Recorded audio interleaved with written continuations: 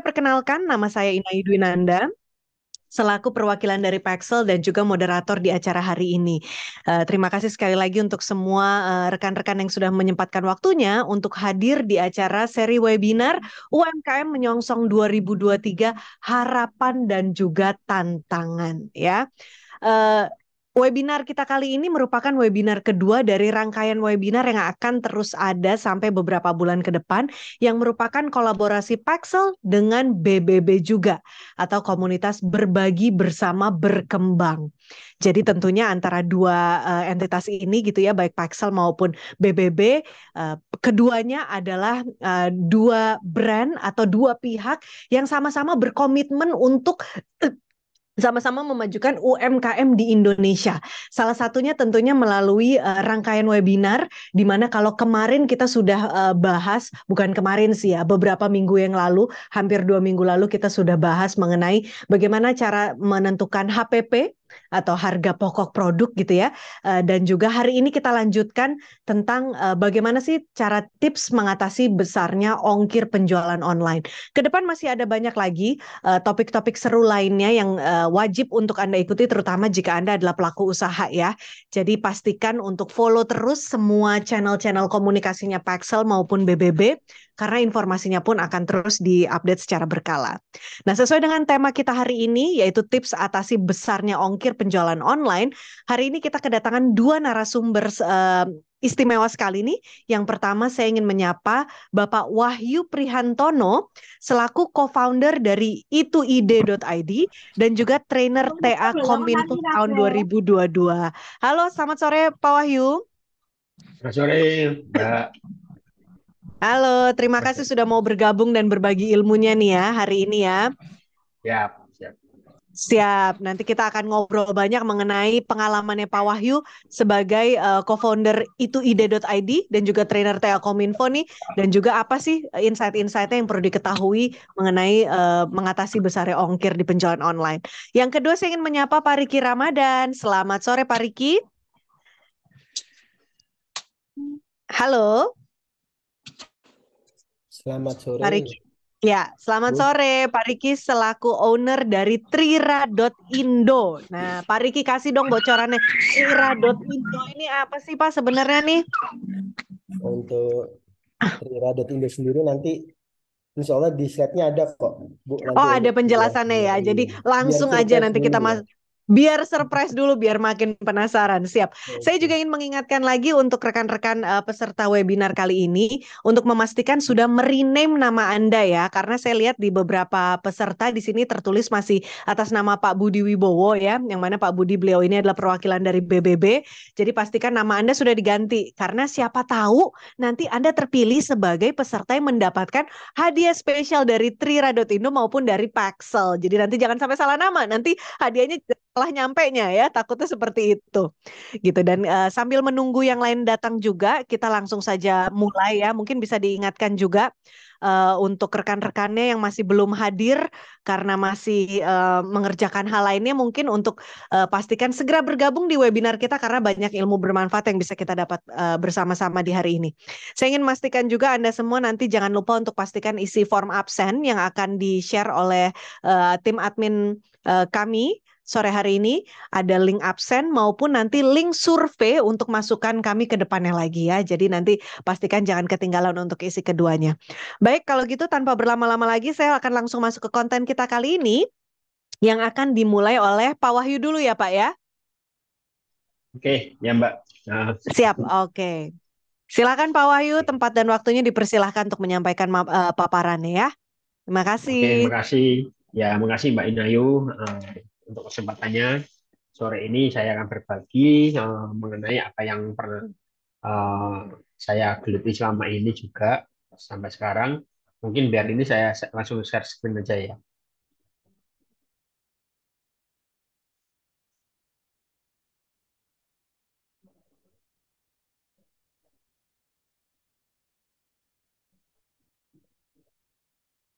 Kelihatan ya? Aman Pak, kelihatan. Oke, sore ini saya mau sharing tentang jasa logistik, memilih jasa logistik sesuai dengan kategori produk teman-teman UKM. Oke, selamat sore teman-teman semuanya. Assalamualaikum warahmatullahi wabarakatuh. Salam sejahtera dan salam sehat buat semua. Ya, ini saya sedikit mengutip. eh, Biasanya kalau di teman-teman UKM itu kita ada slogan tak kenal maka tak ada orderan, Mbak. Jadi kita kayak saya perlu kenalan dulu biar ada orderan nantinya. Dan ini sedikit profil saya. Jadi benar yang disampaikan Mbak Inayu tadi, saya selaku co-founder dari ituide.id, itu bergerak di bidang kontraktor internet advertising. Jadi kesibukan saya setiap hari yaitu ngurusin desain-desain interior, terutama yang berhubungan dengan display-display yang ada di mall-mall. Ya, jadi kalau teman-teman biasanya yang cewek-cewek biasa belanja di modern market kayak Carrefour zaman dulu, terus Giant kayak gitu ya. Kalau sekarang masih ada Transmart itu, kalau produk-produk semacam kayak Olay, Pond's, kosmetik itu displaynya saya yang bikin biasanya. Itu yang bergeraknya di dua seperti itu. Terus saya juga ada bisnis F&B yang dimana juga 80% ini online semuanya. Jadi itu ada di saya di Instagram jadi kepoin itu di Caca Resbol. Nah, selebihnya ya itu juga saya juga pernah tahun kemarin sebagai trainer di Kominfo mendampingi teman-teman ex pekerja migran atau ex TKI yang balik ke Indonesia untuk memulai usahanya. Jadi jangan sampai udah susah-susah cari apa cuan di luar negeri, baliknya malah habis, nggak jelas, dibikinkan usaha ya. Kebetulan saya yang dampingin mereka. Tuh. Itu sedikit tentang saya. Monggo kalau mau dikepo-kepo silakan. Itulah. Sesuai tema sore ini, kalau memilih memilih jasa logistik yang tepat buat teman-teman UKM, kita kan nggak lepas dari cara berjualannya. Jadi jualan kalau 10 tahun yang lalu atau 5 tahun yang lalu teman-teman masih masih ini ya masih berkecimpung di dua media yaitu offline dan online dan cenderung di offline-nya yang lebih besar. Tapi semenjak pandemi kemarin penjualan melalui online itu sangat tinggi sekali. Lah, gimana aja teman-teman jualan online itu ya. Ini kita kalau saya kategorikan itu ada 4 yaitu ada di marketplace yang dimana contohnya ada Bukalapak, ada Tokopedia, ada Shopee, ada Lazada, dan banyak lagi yang lainnya ya, itu marketplace. Terus ada lagi media yang lain selain marketplace ada social commerce. Jadi kalau dulu sosial media itu hanya hanya untuk kita ya posting foto, posting video kayak gitu, terus kadang-kadang nulis artikel kayak gitu ya. Itu sekarang kayak Instagram, Facebook ya, terus yang terbaru juga ada TikTok itu memfasilitasi ada namanya untuk shopper-shopper. Jadi buat teman-teman yang online shop bisa jualan di sana. Kalau dulu memang murni hanya untuk bersosial. Sekarang dari sosial media sendiri memfasilitasi untuk teman-teman online shop. Ya, termasuk juga WA. WhatsApp ini dulu hanya WhatsApp pribadi, sekarang ada WhatsApp bisnis yang dimana teman-teman bisa memanfaatkan di sana ada fitur-fitur. Tapi yang jelas sore ini kita nggak bahas tentang tips dan trik jualannya di masing-masing media ini ya. Nah, terus yang ketiga, media jualan online itu ada di website ya terserah. Nah, teman-teman mau pakai domain.com atau .id seperti saya atau .net atau ada yang lainnya itu juga bisa dibuat uh, media untuk berjualan online.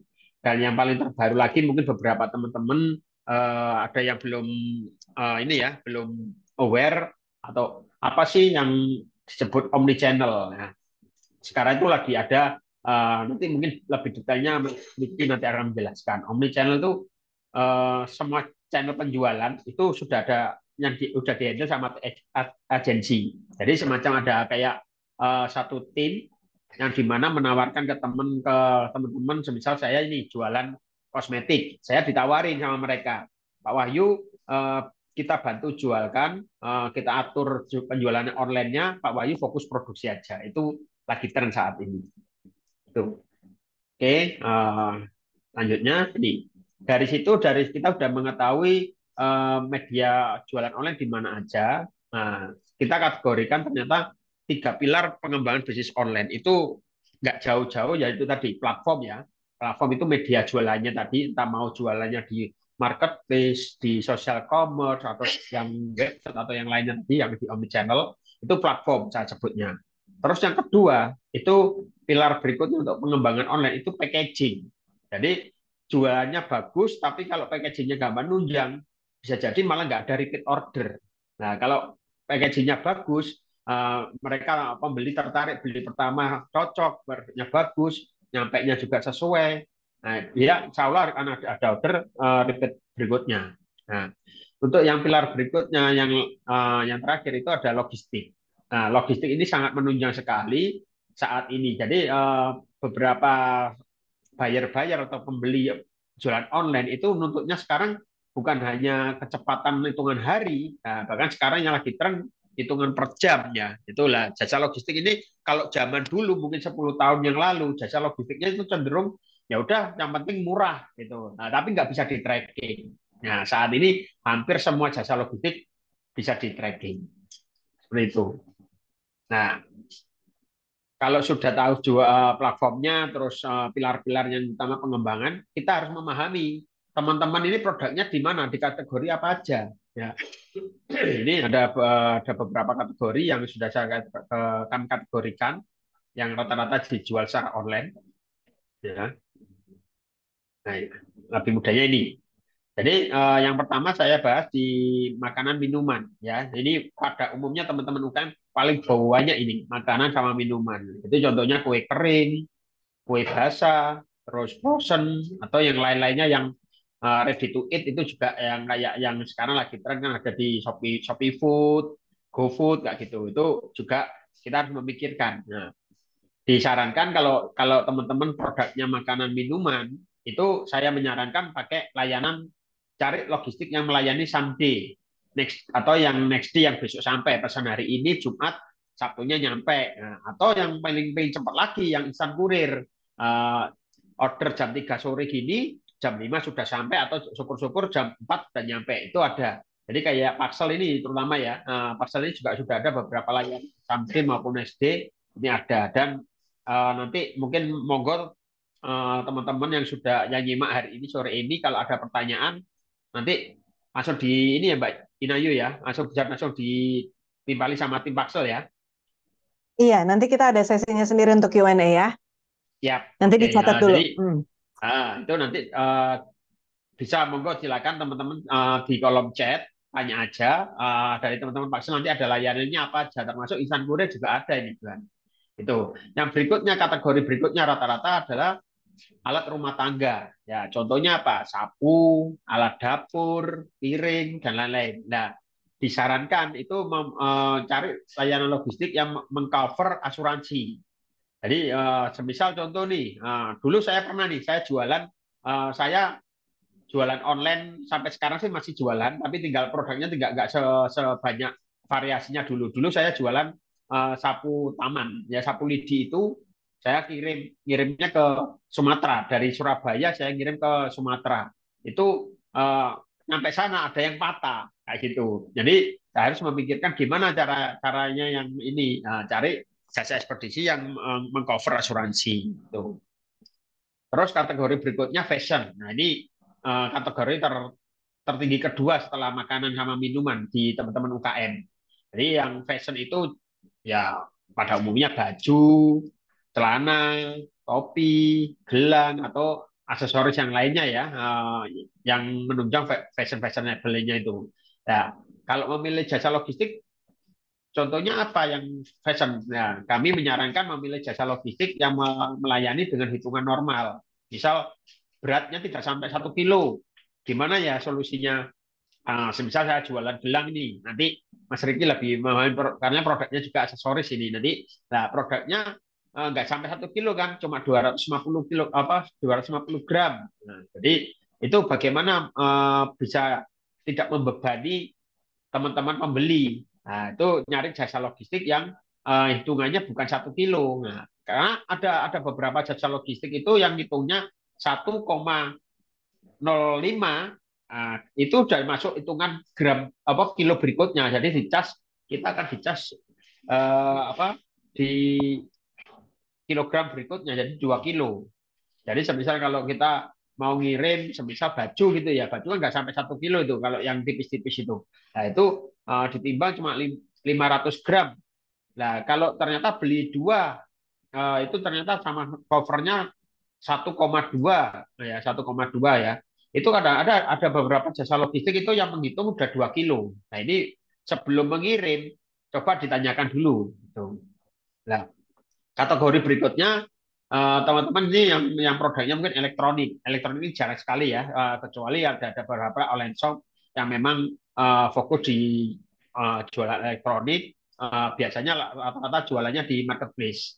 Itu contoh handphone, televisi, kamera, CCTV, kayak gitu, atau yang lainnya. Ya, kami menyarankan memilih jasa logistik yang cover asuransi juga, seperti halnya alat rumah tangga tadi.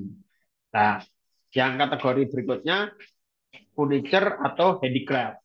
Ya, contohnya apa? Contohnya kursi, guci, lukisan. Nah, sama seperti yang alat rumah tangga elektronik, cari yang cover asuransi. Tapi kami menyarankan kalau seperti ini memilih yang layanan kargo. Jadi biayanya nggak terlalu besar. Dulu saya pernah ngirim bingkai foto. Nah ini teman-teman packingnya harus benar-benar harus aman ya. Bingkai foto kalau pada umumnya kan ada kacanya. Nah ini kacanya harus dipisah. Nanti detailnya saya di slide berikutnya saya jelaskan. Oke ini saya menganggap kemasan itu adalah sales rahasia. Jadi bayangin di slide ini kan ada di layar kan ada. Ini saya beli baju ya. Menarik nih. Saya beli baju ternyata kemasannya bisa sekaligus digunakan sebagai hanger atau apa gantungan baju ya. Jadi semisal kita sebagai traveler atau backpacker kita pergi-pergi. Ya kadang-kadang ada beberapa penginapan atau tempat yang kita ini atau waktu camping kayak gitu ya itu nggak ada hangernya. Kita bisa nih menghemat apa space tas itu dengan cara seperti ini. Nah, ini digunakan. Ini sales. Kalau kita nerima kemasan seperti ini kan menarik sehingga orang untuk merangsang untuk beli lagi semakin tinggi. Nah, itu. Itu. Jadi kita menyimpulkan kemasan adalah sales rahasia. Nah, ini dalam pengemasan kenali karakter produk Anda. Nah, ini contohnya apa? Mungkin teman-teman ya ini akan habis ini kan Lebaran. Biasanya produk-produk makanan kering ini paling banyak dijual secara online. Nah ini teman-teman harus paham karakter kue kering. Nah kue kering itu kan kalau kalau dikirim biasanya nyampe tujuan ada yang pecah. Jadi yang terjadi bukan bukan kue keringnya, malah apa ya pecahan. Jadi udah barangnya nggak berbentuk bulat atau yang lucu-lucu kayak gitu itu malah malah udah hancur jadi udah kuenya kue hancur jadinya. Nah, itu jadi selain benar ukuran pahami juga bentuk produk Anda. Jadi contohnya ini kalau yang di minimarket itu kan ada kayak Monde ya atau Oreo itu kan eh, kemasannya gede banget tapi isinya cuma kecil dan di situ ada space-space-nya. Nah ini di monitor di layar ini ada beberapa contoh kue kering, kemasan kue kering. Jadi antara barangnya dengan kemasannya itu lebih besar kemasannya. Tapi apa orang menerima tuh wah bener bagus nih apalagi yang mengandalkan bentuk-bentuk yang lucu bentuk karakter gitu itu jangan sampai nyampe di sana ada karakternya udah di nggak berbentuk gitu tuh. Nah ini beberapa contoh sesuai kategori eh, yang yang pernah saya kirim barang-barangnya. Nah, itu contoh di peralatan rumah tangga. Nah, ini kemasannya ya saya seperti ini. Jadi di kardus dulu namanya. Jadi dulu saya juga jualan alat rumah tangga, misal kayak saringan teh kayak gitu ya, saringan teh, saringan kopi gitu. Itu kan ada handle-nya ya. Jadi handle-nya itu bagaimana kemasannya biar nggak patah. Jadi saya kardus dulu, kasih wrapping, nah seperti itu. Nah, ini yang tengah ini sapu lidi. Sapu lidi ini kalau kirimannya banyak ya udah saya kemas seperti ini aja. Nyampe sana sih aman-aman aja nih nggak pernah. Ini jumlahnya waktu itu 500 500 biji. Jadi masing-masing sekitar 25 sampai 30 apa pieces sapu itu, sapu taman ini. Terus kalau elektronik itu eh, di packing ya, di packing kayu kami sarankan packingnya harus benar-benar kuat. Jadi pastikan pengemasan kuat dan aman. Jika perlu di wrapping. Nah ini yang pakaian standar ya, pakaian itu bisa langsung dikemas dalam plastik aja udah aman karena meskipun dibanting-banting nggak akan berubah berubah bentuk ya sesuai ya itu kalau yang ngirimnya celana ya sampai di tujuan juga celana juga itu kecuali kalau dibongkar diganti itu beda lagi. Nah, bagaimana cara menghitung paket? Nah, ini rumusannya rata-rata di jasa ekspedisi itu cara menghitungnya acuannya kotak. Jadi box dalam bentuk kotak meskipun bentuknya nggak beraturan seperti kayak jadi tadi ya sapu lidi. Sapu lidi ini kan nggak berbentuk bentuknya nggak beraturan seperti yang saya kotak-kotak seperti kanan kirinya ini ya. Nah ini cara hitungnya sama. Jadi panjang kali lebar kali tinggi. Nah ini kalau yang untuk reguler ya itu panjang kali lebar kali tinggi bagi 6.000. Nah ini reguler contohnya apa? Contohnya pengiriman di domestik. Rata-rata jasa ekspedisi di Indonesia itu menggunakan rumusan panjang lebar kali tinggi dibagi 6.000. Nah, contoh kita mau ngirim semisal kerajinan, ya kerajinan tangan, semisal contoh lampion. Nah, lampion itu kita ukur. Jadi panjang lebarnya, meskipun lampion itu dalam bentuknya bulat. Nah, kalau kita masukin kotak, itu panjang lebarnya berapa? Semisal berat ditimbangnya itu cuma 800 gram, nggak sampai 1 kilo. Tapi setelah panjang kali lebar kali tinggi dibagi 6.000, ketemunya 3,5. Jadi hitungnya sudah termasuk 4 kilo. Jadi yang buat pedoman bukan yang 1 kilo. Nah ini harus teman-teman harus paham. Ya, jadi yang dibuat pedoman itu yang tertinggi, itu berat tertinggi, volume. Kalau volumenya tinggi, volumenya, yaitu yang dibuat acuan harga, ongkirnya itu yang di volumenya. Tuh. Nah, kalau kargo hitungannya pembaginya 4.000, ya, bukan 6.000. Contohnya apa? Macam-macam ini. Jadi kalau pada umumnya teman-teman kan tahu nih, kayak di jasa logistik, mungkin yang biasa besar-besar ya, kayak Indah Logistik, terus Dakota, kayak gitu ya. Itu teman-teman hitungnya 4.000, bukan 6.000. Itu. Nah, kalau pembaginya sama. Nah, kalau yang umum-umum itu 6.000, tapi kalau yang fokus logistiknya itu di kargo, itu pembaginya 4.000. Nah, beda lagi kalau teman-teman ini ada pengiriman semisal ke Malaysia atau ke Singapura, itu pembaginya 5.000. Tuh, rata-rata jasa ekspedisi yang pengiriman ke luar negeri itu 5.000. Jadi pembaginya 5.000.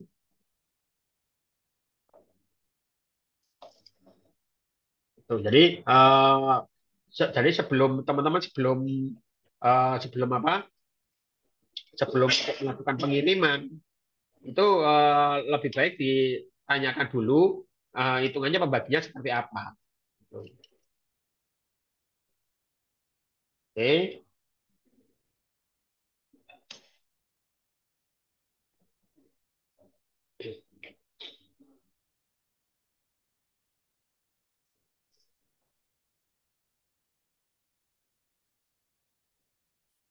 Nah, untuk standar pengemasan ya, pengemasan paket itu eh, seperti ini. Jadi kalau yang barangnya sangat rawan, sangat riskan dengan pecah atau berubah bentuk, itu kami menyarankan packing kayu yang utama. Itu ya. Terus ada styrofoam juga ya, kalau kayak pecah belah itu amannya dikasih styrofoam. Terus bubble wrap. Nah, terus kardus yang pertama, yang terakhir kardus, baru yang di luarnya itu pakai packing kayu. Kalau yang barang-barangnya kecil, yang kayak aksesoris, gelang, cincin itu ya, itu bisa pakai amplop aja cukup itu. Tuh, tapi lebih amannya lagi dimasukkan di apa? Sebelum di amplop tadi dikasih wrapping dulu, baru dimasukkan amplop. Jadi biar biar apa ya, jaga kelembapan dari barangnya tersebut. Tuh. Nah, seperti yang tadi saya sampaikan, jadi teman-teman harus cari tahu dulu jasa logistiknya. melayani apa aja. Jadi semisal barang saya keripik tempe.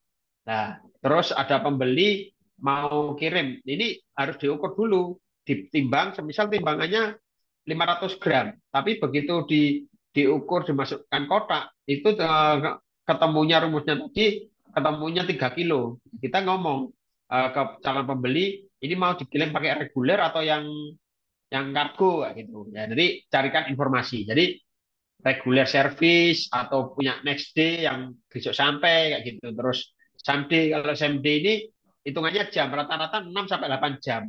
Itu dari Paxel itu nanti juga ada layanan seperti itu. Tapi biasanya same day ini teman-teman logistik itu ada batasan waktu pengiriman. Jadi jangan sampai ini ya, teman-teman harus harus tanya detail, jangan sampai salah-salah informasi. Anggapannya pokoknya saya kirim jam 5 sore, 8 jam atau 6 jam ke depan harus sudah sampai. Enggak gitu. Masing-masing logistik itu selalu ada batasan atau kita nyebutnya cut off time. Jadi ada yang batasan waktu. Jadi bisa sampai dengan hari ini asalkan mengirimnya sebelum jam 12 siang gitu, atau jam 2 nyampainya malam ini gitu. Itu ada batasan. Itu. Berikut juga instan kurir. Instan kurir itu ada jam ininya juga, jam waktu operasionalnya. Itu kadang-kadang ada beberapa yang tidak melayani di atas jam 5 sore atau jam 6 sore. Jadi mereka mendapati supaya di close ordernya itu nggak terlalu malam. Itu. Jadi kalau sudah lebih dari, biasanya rata-rata lebih dari jam 8 itu masuk pengiriman di hari berikutnya. Itu instan kurir. Kalau kargo ini cenderungan barang-barang besar ya. Jadi barang-barang besar, semisal kayak furniture ya, kayak furniture yang sering saya pakai itu ngirim kursi kayak gitu. Ngirim kursi itu kargo, banyak pilihannya. Sekarang juga ada kargo yang kita bisa dediket atau yang satu mobil khusus buat produknya kita sendiri. Nah, semisal kita UKM yang berkecimpung di mebel ya, di furniture, bikin ranjang tempat tidur atau lemari gitu. Kita bisa tuh sewa jasa logistik, download aplikasinya itu ada, nanti tinggal diarahin, nanti pengirimannya satu mobil itu khusus. Nah, Paksel juga ini ada juga layanan yang ini ya Mbak ya. Jadi apa, layanan untuk kargo ini ada, nanti biar dijelasin. Monggo kalau teman-teman tanya biar nanti dijelasin lebih detailnya. Nah, ini setelah mencari tahu jasa logistik yang cocok, yang pas dengan karakter produk kita, ya, entah itu makanan atau furniture kayak tadi ya, teman-teman harus cari dulu testimoni pelanggannya. Nah, cari di channel-channel media sosialnya. Ya, rata-rata sudah punya mesti. Kayak Paxel sendiri itu ada beberapa channelnya. Ada YouTube, ada Instagram, ada Facebook juga ada. Cari di mana di sana. Apa kepuasannya pelanggan-pelanggan yang sudah memakai jasa logistiknya itu bagus nggak responnya? Ada yang buruk nggak? Buruknya karena apa? Nah, ini harus tanya detail. Karena faktor apa? Oh, puas karena layanannya lebih cepat. Oh, yang karena saya frozen, saya ngirimnya pakai Paxel contoh. Ini puas karena apa? Karena di masing-masing posnya ada pendinginnya, lemari pendingin. Jadi produk kita lebih awet sebelum sampai ke tangan pembeli. Ya gitu. Itu harus cari informasi. Kecewanya karena apa? Oh, karena misroute. Nah, misroute itu salah tujuan. Yang seharusnya dikirim ke Medan hanya nyampe ke Jakarta aja, nggak nyampe ke Medan. Nah, itu cari informasi detailnya. Nah, kalau ternyata banyak yang kecewa, ya jangan diteruskan. Cari alternatif yang ekspedisi atau logistik yang lainnya. Nah, ini yang kadang-kadang saya sangat disayangkan kalau teman-teman UKM itu hanya nyari murahnya aja, itu loh.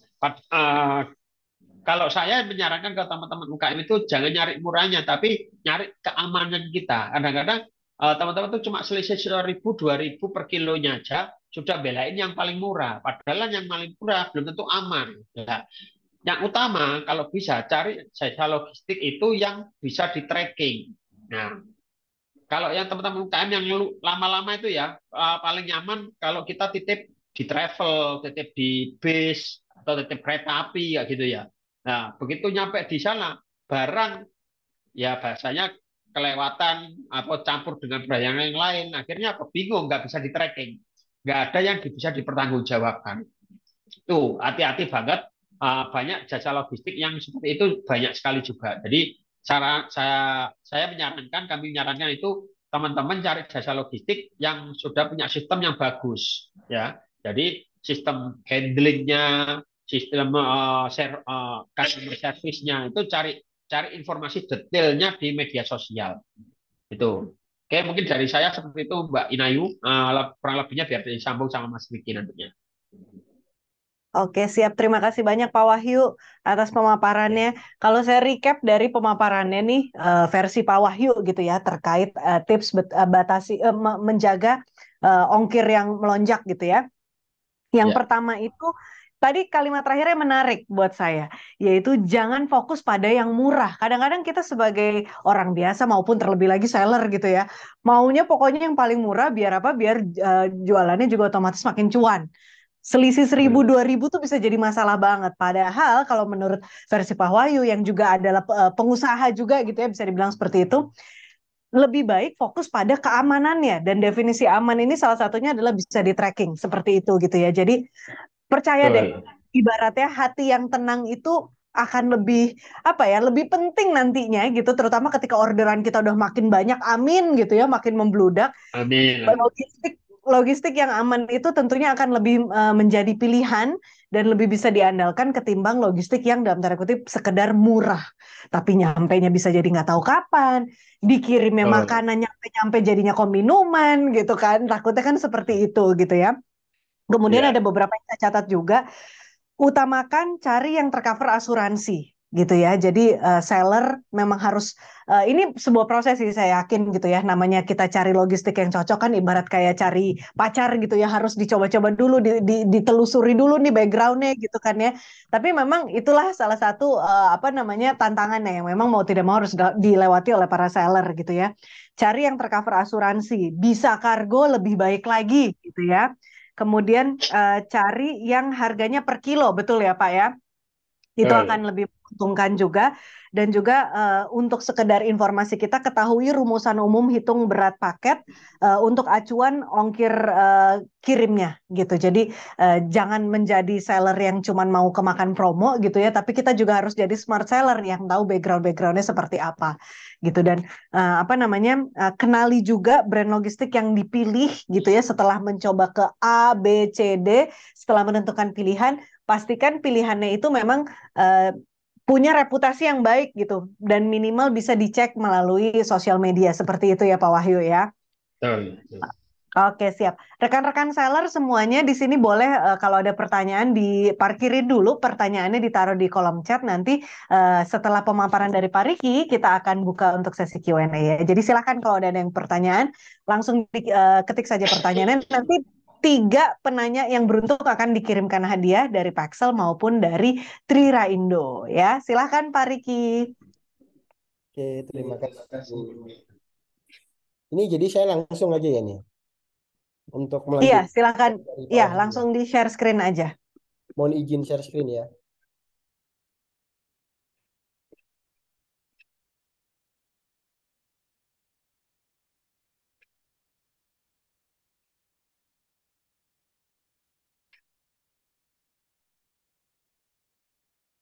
Oke, udah masuk ya. Aman, udah kelihatan. Ya, oke. Assalamualaikum warahmatullahi wabarakatuh. Selamat sore. Ini pada hari ini saya akan sedikit sharing-sharing nih tentang pengalaman saya berjualan online menyambung dari materi-materi atau sharing-sharing yang disampaikan sama Bapak Wahyu tadi. Insya Allah sih ini terkait sih. Dan juga nanti ada beberapa hal juga terkait dengan materi webinar yang sebelumnya juga. Seperti itu. Jadi untuk sharing saya pada sore hari ini itu mengenai tips atasi besarnya ongkos kirim penjualan melalui online. Kemudian saya lanjutkan. Nah, sebelum saya mulai materi, saya mau perkenalan diri dulu nih. Nama saya Riki Ramadan. Untuk bisnisnya itu di Trira Indonesia. Tadi yang disebutkan sama Bu Inayu tadi. Nanti akan saya jelaskan juga untuk detail Trira Indonesia itu apa. Kemudian saya juga sempat mengajar juga di Universitas UIK Surabaya. Kemudian saya juga pemateri atau fasilitator dari komunitas Bukalapak dan juga alhamdulillah diberi amanah juga untuk bantu sharing-sharing sama UMKM yang ada di komunitas BBB. Seperti itu. Kemudian untuk Trira sendiri itu adalah brand aksesoris fashion pria. Jadi jewelry and accessories. Jadi Trira ini menjual produk-produk fashion aksesoris untuk pria. Seperti itu. Mungkin bagi yang mau kepo-kepo Instagramnya boleh di-follow juga. Siapa tahu nanti salah satunya akan mendapatkan hadiah dari Trira nanti insya Allah di akhir materi. Oke ya, perkenalannya sudah, kita lanjut ke materi. Jadi sebenarnya pada sore hari ini saya mau membahas 4 poin sih sebenarnya. Nanti secara singkat berdasarkan pengalaman yang saya lalui. Jadi memang di masa yang sekarang ini ada beberapa perubahan perilaku konsumen, terutama di setelah pandemi. Itu banyak sekali perilaku-perilaku konsumen yang berubah. Salah satunya, jadi ini perubahan perilaku konsumen yang saya sharingkan di materi saya ini berdasarkan pengalaman yang saya lakukan ya. Mungkin ada Bapak dan Ibu mempunyai pengalaman lain, monggo kita sharing-sharing di sini, kita diskusi. Saya tidak mengajarkan, tapi kita di sini sharing-sharing dan sambil sama-sama belajar. Jadi dari pengalaman yang saya lalui, perilaku konsumen yang sekarang ini, itu ada 4 poin yang saya ringkas. Yang pertama itu adalah konsumen itu menginginkan sekali layanan yang cepat dan efisien. Itu yang paling tertara di apa namanya di perilaku, terutama perilaku konsumennya Trira ya. Jadi mereka itu pengennya cepat tapi efisien. Efisien itu banyak banyak apa ya? Banyak maknanya. Bisa efisien harganya, efisien keamanannya seperti kata Pak Wahyu tadi. Jadi banyak poin-poin dari kata efisien, nanti akan saya jelaskan. Kemudian yang kedua, konsumen itu menginginkan diskon dan promo. Karena mereka sekarang kan online itu kan kita sangat mudah sekali untuk bisa memilih ya, mau membeli di toko mana dengan produk yang mungkin hampir sama. Pasti ada banyak kompetitor kita. Jadi promo dan diskon adalah satu pilihan konsumen untuk menentukan membeli di tempat kita atau di tempat lain seperti itu. Kemudian yang ketiga itu adalah kombinasi antara offline dan online. Nah ini menarik sekali nih yang nomor 3 karena Trira sendiri itu kan berdiri di tahun 2017 dan saya sendiri itu membangun Trira itu memang full online. Tapi di tahun ini Trira itu ingin berkembang untuk juga mengembangkan ke offline-nya. Karena saya itu ngerasain tuh perubahan mas perilaku konsumen itu sangat ketara sekali, terutama kombinasi antara offline dan online-nya. Kemudian yang keempat itu adalah konsumen berfokus pada value. Jadi nanti 4 poin ini akan saya bahas satu-satu sharing-sharingnya. Untuk yang pertama saya akan bahas yang layanan cepat dan efisien. Apa sih layanan cepat dan efisien yang dimaksud? Jadi speed core value. Untuk bisa mendapatkan kecepatan pengiriman, kita harus bisa memanfaatkan beberapa metode. Karena kalau kita bicara kecepatan itu kan berarti kapan kita kirim dan kapan barang sampai. Ya kan, sementara Indonesia ini sangat luas. Mungkin ada beberapa poin tertentu, misalnya kan Jawa Bali itu masih bisa diantar 1 hari sampai atau apa namanya H+1 gitu kan. Cuma kalau di kota-kota lain kan mungkin ada beberapa waktu yang membuat pengiriman itu tidak segera sampai. Di sini saya mau menjelaskan ada 3 metode yang biasanya bisa saya lakukan. Itu biasanya saya membuat cabang di banyak kota. Cabang di banyak kota itu menjadi opsi untuk kita bisa mendekatkan diri kita kepada konsumen. Makanya nih kalau kita bicara brand-brand besar itu kan pasti cabangnya banyak nih. Meskipun kadang cabangnya itu terlihat sepi, tapi sebenarnya itu adalah upaya suatu brand itu untuk mendekatkan dirinya kepada konsumen. Terutama masalah pelayanan pengiriman. Mereka ingin konsumennya itu puas dengan kecepatan layanan mereka. Kemudian opsi kedua itu bisa membuat drop point. Drop point ini mungkin hampir sama dengan cabang, cuma beda beda apa ya? Beda eksekusi aja. Jadi kita membuat drop point. Misalkan nih, kita punya saudara atau di mana kita bisa titipkan barang di sana dengan beberapa negosiasi. Kemudian bila di kota tersebut ada orderan, itu bisa mengambil di drop point. Jadi konsumen itu tidak perlu menunggu lama, tidak perlu mengeluarkan biaya ongkos kirim yang terlalu besar. Itu akan memberikan nilai positif terhadap brand kita. Kemudian yang ketiga adalah memperdaya reseller. Ini biasanya ada beberapa UKM-UKM kan sudah mulai banyak nih yang mencari reseller, menumbuhkan reseller untuk mendistribusikan produknya melalui reseller untuk bisa memperluas jangkauan wilayah dan bisa lebih dekat lagi dengan konsumen. Jadi 3 metode ini biasanya yang saya tahu yang bisa dilakukan. Dan saya bedah lagi yang di cabang di banyak kota. Membuka toko cabang di berbagai kota. Mungkin beberapa Bapak dan Ibu asumsinya, Mas, buka cabang itu biayanya besar. Kita harus sewa gudang, kita harus hire tim di sana. Kita belum bisa mendapatkan profit yang gede, tapi kita harus berani ambil resiko investasi yang tinggi. Atau kita bikin toko offline nih di sana, di cabang. Itu kan biaya interiornya, biaya sewa tempatnya, segala macam. Jadi terbentuklah paradigma yang menakutkan untuk buka cabang ini. Kalau istilahnya dananya itu terbatas. Karena wah ini pasti bakal banyak dana ini yang dikeluarkan nih kalau kita buka cabang.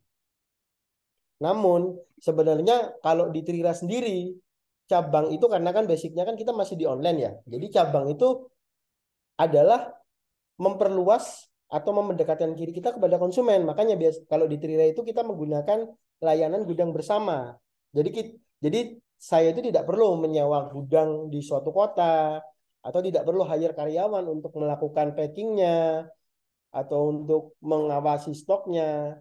Karena di Indonesia ini sudah banyak platform-platform multi warehouse yang mempermudah kita, terutama yang berjualan secara online, untuk bisa menaruh barangnya di gudang mereka, sekaligus proses operasionalnya juga dengan biaya yang jauh lebih murah ketimbang kita buka cabang sendiri dengan beberapa biaya-biaya lainnya. Caranya gimana, Mas Riki? Pilihan penggunaan gudang di Indonesia itu yang saya tahu itu sebenarnya ada banyak. Cuman yang dipakai Trira itu ada beberapa. Ini saya klasifikasikan menjadi 2 bagian. Yang pertama adalah gudang marketplace atau gudang yang disediakan oleh platform-platform marketplace untuk melengkapi fitur dan mempermudah konsumen dan seller untuk melakukan pendistribusian barang. Yang kedua adalah gudang reguler. Kalau gudang reguler ini adalah platform-platform di luar marketplace yang memang mereka berfokus kepada multi warehouse, penyimpanan barang untuk pendistribusian juga biar lebih dekat dengan konsumen. Kalau yang di gudang marketplace itu sebenarnya ada banyak. Kalau yang saya tahu itu ada di Shopee, di Tokopedia, di Lazada. Kalau nggak salah sih ada 3 itu. Kalau yang di Shopee itu dikelola Shopee, di Tokopedia dilayani Lazada. Kalau dilayani Tokopedia, kalau yang di Lazada itu adalah FBL, Fulfillment by Lazada. Kalau di Trira sendiri, saya menggunakan gudang bersama di marketplace itu di 2 platform ini, dikelola Shopee sama dilayani Tokopedia. Karena apa? Kalau kita bicara sedikit teknis ya, ini pengalaman dari Trira, kalau kita berbicara algoritma marketplace di pencariannya, sekarang itu tanpa kita menfilter kota, kebanyakan yang tampil di halaman pertama itu adalah kota kita saat kita melakukan pencarian. Misal nih, saya di Surabaya, saya melakukan pencarian sepatu pria. Nanti yang akan muncul di halaman pertama dari marketplace pencariannya itu adalah kota-kota kita sendiri. Jadi seller-seller yang ada di Surabaya. Meskipun ada beberapa juga yang dari Jakarta, dari Bandung. Cuman kalau saya lihat itu sebagian kecil. Mayoritas sekarang itu seperti kayak sistem look around. Jadi sekitar gitu. Sementara untuk dari data konsumen Trira itu adalah lebih banyak di daerah Jabodetabek. Karena kan di Jakarta itu kan anak-anaknya kan gaul kayak di Citayam Fashion Week gitu kan, mereka kan suka fashion kan ya. Jadi secara pembelian aksesoris itu di produknya Trira lebih banyak di sana. Nah, kalau saya tidak memanfaatkan bikin cabang atau menaruh gudang di sana, itu sangat sayang karena dengan saya menaruh gudang produk saya di Jakarta, biaya ongkos kirim jauh lebih murah karena sesama kota. Kemudian pendistribusian waktunya juga semakin cepat. Mereka bisa bisa ambil pilihan same day atau bisa instan kayak gitu. Jadi konsumen itu tuh lebih puas karena tipikal behavior sekarang itu mereka itu berani mengeluarkan biaya ongkos kirim lebih mahal asal barang itu bisa segera di tangan gitu. Makanya penggunaan gudang bersama ini sangat membantu sekali untuk Trira. Seperti di Shopee dan di Tokopedia ini juga sudah tersedia di beberapa kota di Indonesia. Contohnya kalau di Shopee ini ada di Semarang, ada di Palembang, ada di Medan, Makassar, Jakarta, Bandung. Jadi kita bisa melakukan pendistribusian di kota-kota yang memang kita laris di situ untuk mendekatkan diri kita kepada konsumen agar pelayanan kita itu bisa lebih cepat dan efisien. Kemudian untuk gudang bersama reguler, di Indonesia ini sebenarnya ada beberapa platform yang menyediakan gudang bersama. Cuman yang dari yang saya tahu itu ada 3. Yang pertama itu ada Shipper, kemudian ada Paxel sama Crudable. Mereka ini sama-sama menyediakan gudang untuk melakukan proses operasional penyimpanan barang serta proses operasionalnya untuk packing dan pengiriman.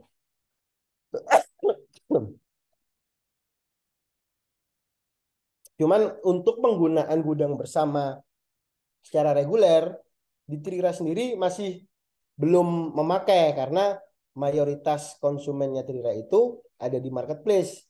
Cuman ke depannya penggunaan gudang reguler itu yang reguler ini biasanya pasti akan dipakai juga karena tetap untuk mendekatkan kita kepada konsumen. Karena kalau kita menggunakan gudang marketplace, mereka tidak bisa melakukan pengiriman terhadap orderan di luar MP.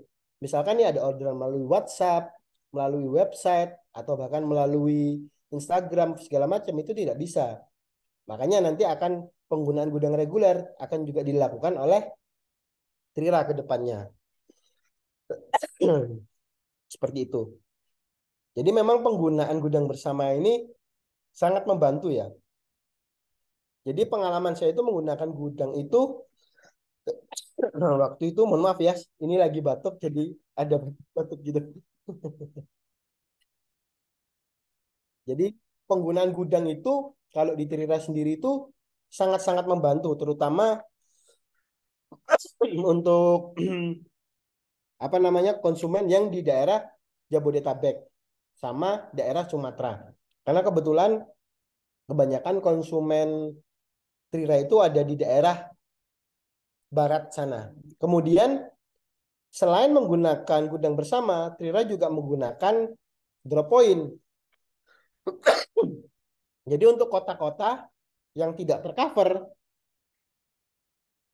oleh gudang bersama, contohnya nih di Kalimantan, Banjarmasin, kemudian di Sidoarjo, itu Trira menggunakan drop point. Jadi ada saudara di kota-kota tersebut, Trira menaruh barang di sana, kemudian melakukan operasional di sana juga untuk memproses konsumen-konsumen yang ada di wilayah tersebut.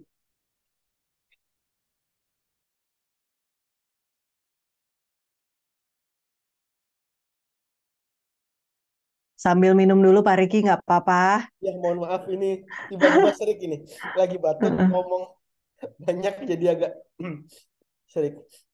Jadi memang Trira itu menggunakan beberapa opsi tidak hanya melalui gudang juga, tapi juga melalui melakukan drop point. Kebetulan Trira tidak menggunakan reseller karena model bisnis Trira itu adalah brand yang end user langsung. Makanya kita untuk melakukan pendistribusian itu bisa melakukan cabang tadi melalui gudang bersama dan juga melalui drop point. Jadi saya sharing di sini ini berdasarkan pengalaman Trira ya. Mungkin Bapak dan Ibu mempunyai model bisnis yang lain. Cuma jadi pemilihan dari 3 poin tadi itu bisa dipilih berdasarkan model bisnis Bapak dan Ibu. Intinya cuma sama, kita melakukan upaya ini untuk mendekatkan kita, produk kita, bisnis kita kepada konsumen kita. Karena kalau kita itu bisa dekat dengan mereka, nanti akan mendapatkan loyalitas dan pasti repeatnya juga akan baik seperti itu. Untuk detail-detailnya, jadi untuk gudang bersama reguler atau gudang bersama marketplace ini mempunyai model pricing yang berbeda-beda. Ada beberapa yang menggunakan potongannya itu per transaksi. Ada juga yang menggunakan persentase langsung. Jadi misalkan nih, ada yang di marketplace itu kita dikenakan biaya setiap barang yang keluar itu dikenakan Rp2.000. Kemudian nanti di saat kita penyimpanan barang, kalau lebih dari sekian bulan, itu juga dikenakan biaya sewanya untuk space gudangnya. Ada juga nih yang di gudang reguler, mereka menggunakan persentase langsung dari awal. Misalkan biaya proses penyimpanan dan operasionalnya 4% dari setiap nilai transaksi. Jadi misalkan ada transaksi nilainya 100.000, berarti biayanya sekitar 4.000 kalau itu biayanya 4%. Jadi dari semua platform penyedia gudang multi warehouse ini mempunyai model pricing yang berbeda-beda. Nanti Bapak Ibu bisa melihat spesifiknya di Google, banyak informasi yang diberikan. Bapak Ibu bisa memilih nanti yang sesuai dengan apa namanya model bisnis sama jenis-jenis produk Bapak Ibu. Karena kan kebetulan Trira barangnya kecil, jadi lebih mudah penyimpanannya. Terus packingnya juga lebih mudah. Mungkin Bapak Ibu ada case-case kayak Bapak Wahyu tadi yang sapu segala macem. Nah itu nanti atau makanan bisa disesuaikan nanti.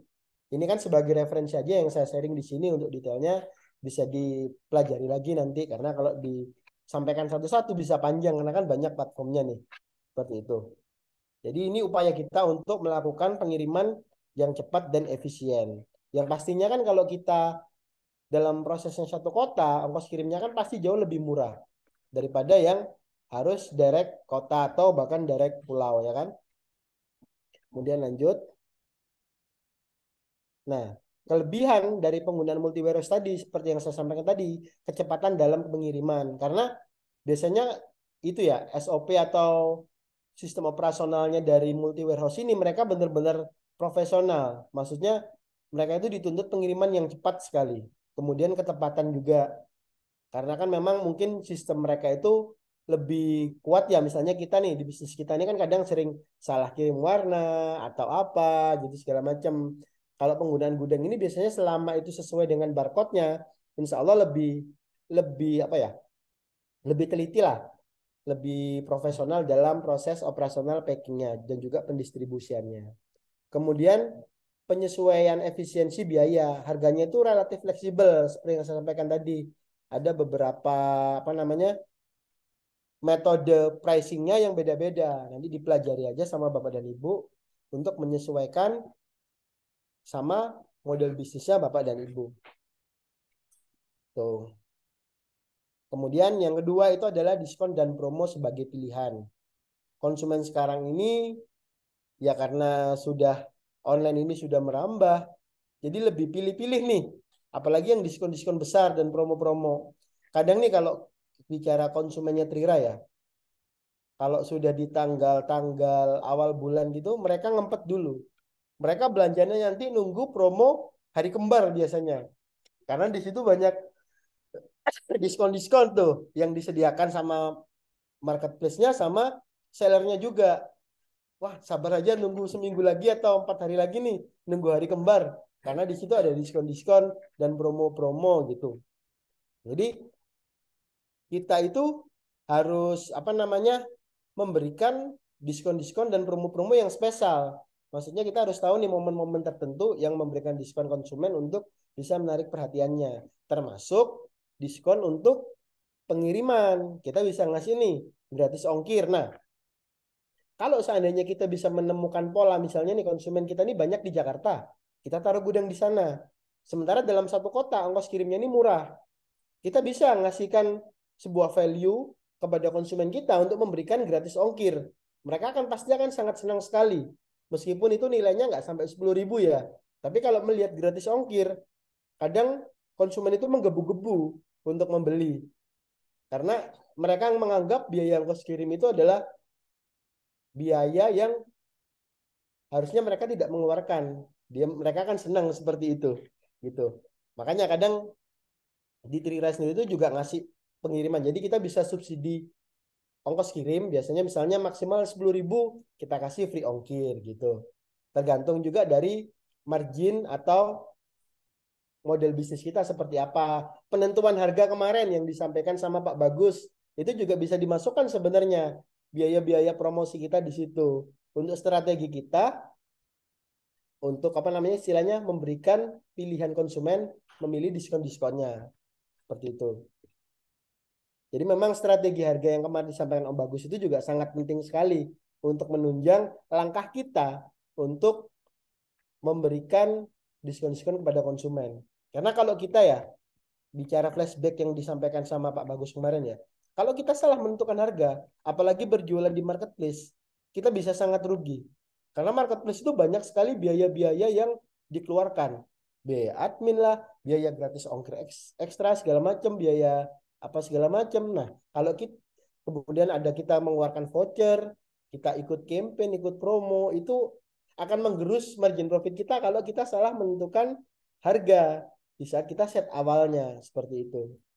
Karena memang nggak dipungkiri konsumen memang sangat-sangat menginginkan diskon dan promo. Saya sendiri pun kalau beli juga pasti nunggunya diskon juga. Karena diskon itu suatu keharusan kalau untuk belanja. Jadi wani nunggu untuk bisa dapatkan diskon seperti itu. Kemudian, nah ini tadi spesifik dari diskon dan promonya. Biasanya yang saya kalau dari Tri yang kasih itu adalah gratis ongkir. Makanya di beberapa marketplace ada program-program gratis ongkir, Trira harus ikutan. Karena memang pilihan konsumen itu selalu gratis ongkir. Mereka rela mengisi ShopeePay untuk bisa mendapatkan gratis ongkirnya. Padahal transfer juga bisa. Tapi kan karena kalau di Shopee itu, kalau untuk bisa mendapatkan voucher gratis ongkir, pembayarannya harus melalui ShopeePay atau pay later, ya kan? Nggak bisa transfer gitu, nggak dapatkan free ongkir. Tapi konsumen kadang melakukan hal itu untuk bisa mendapatkan gratis ongkir. Kemudian kita bisa kasih voucher-voucher diskon. Pembelian sekian dapat voucher diskon sekian. Konsepnya ya kalau kita bicara sama kayak di apa namanya departemen store konvensional dulu di Matahari, Ramayana. Kalau dulu di Matahari malah kita sudah beli, kita dapat voucher lagi. Ini Kak, karena pembelian sekian dapat voucher lagi segini. Tapi untuk hari ini aja ya, mau nggak mau kan kita harus beli lagi untuk memanfaatkan vouchernya. Karena kalau kita tidak memanfaatkan kan jadi sayang. Nah itu bisa dimanfaatkan juga melalui penjualan online atau offline kita. Voucher itu masih sesuatu hal yang menarik bagi konsumen. Kemudian ada special campaign. Special campaign ini biasanya dilakukan itu seperti momen-momen spesial. Contohnya hari kembar yang setiap bulan selalu ada 11, 22, 33 sampai 12. Itu selalu menjadi special campaign bagi marketplace di setiap bulannya. Kemudian nih habis ini ada special campaign lagi nih besar nih padahal yang menanti adalah Ramadan dan Idul Fitri. Biasanya ini habis THR pada belanja semua. Ini harus kita manfaatkan nih momen ini untuk bisa mendapatkan konsumen seperti itu. Kemudian yang ketiga ini yang sangat menarik yang saya sampaikan tadi. Kombinasikan online dan offline. Trira itu dulu itu memang berdiri dan dibangun itu melalui online full. Kemudian di tahun ini Trira itu berkeinginan untuk membuka offline. Alhamdulillah sudah membuka offline-nya di tahun ini. Karena memang saya membaca perilaku konsumen itu sudah mulai berubah. Sudah hilangnya apa namanya pembatasan, sudah bisa aktivitas di luar segala macam. Meskipun masih ada pembelian online, tapi paradigma mereka untuk datang ke offline itu sangat tinggi sekarang. Contoh nih konsumen Trira, dia chattingnya di online, tapi yang ditanya apa? Ada offline store-nya Kak, saya mau melihat langsung barangnya. Mereka itu lebih puas melihat langsung barang kita. Setelah itu mereka beli, entah itu nanti belinya melalui online atau offline-nya. Karena beberapa brand besar pun juga melakukan hal serupa. Contoh nih, kemarin itu ada brand besar seperti Apple ya. Apple itu kan kerjasamanya di Indonesia sama iBook. Kalau kita beli toko secara offline-nya, di iBook itu harganya itu normal. Tapi setelah saya cek melalui website online-nya iBook, di iBook.co.id itu, ternyata di situ harganya itu ada diskon, yang diskonnya itu juga cukup besar. Tapi di saat kita belinya di online, kita bisa mengambil produknya melalui offline store yang tersedia di kota kita. Kita bisa melakukan pilihan seperti itu. Jadi kita belinya di online, ngambilnya di offline. Jadi Apple membiasakan hal-hal seperti itu. Kemudian yang kedua juga kemarin saya juga ada pengalaman di IKEA. IKEA itu juga sama. Kita disuruh install aplikasinya, kemudian kita beli melalui aplikasinya karena ada beberapa diskon di sana, tapi pengambilannya bisa melalui toko offline-nya mereka. Tinggal menunjukkan invoice-nya, kita bisa tinggal ambil. Jadi brand besar juga sudah mengkombinasikan antara bisnis online dan offline-nya mereka, biar dua-duanya itu balance, sama-sama bekerja seperti itu. Jadi kalau kita bisa memanfaatkan keduanya, itu lebih bagus lagi. Seperti itu. Nah, kemudian yang terakhir ini adalah konsumen itu memang berfokus pada value. Seperti yang disampaikan Bapak Bagus juga masalah harga. Harga itu tidak ada benar salahnya, tidak ada patokannya. Itu tergantung bisnis owner-nya ini mau bawa usahanya ini kemana.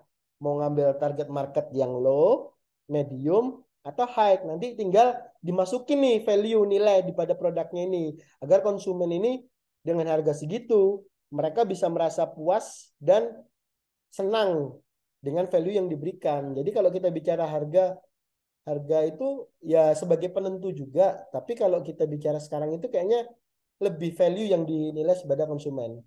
Ada contoh lagi nih tentang value produk ya. Di zaman sekarang ini sangat tren, sangat viral itu tentang thrifting. Kenapa anak-anak muda suka sekali dengan produk-produk thrifting?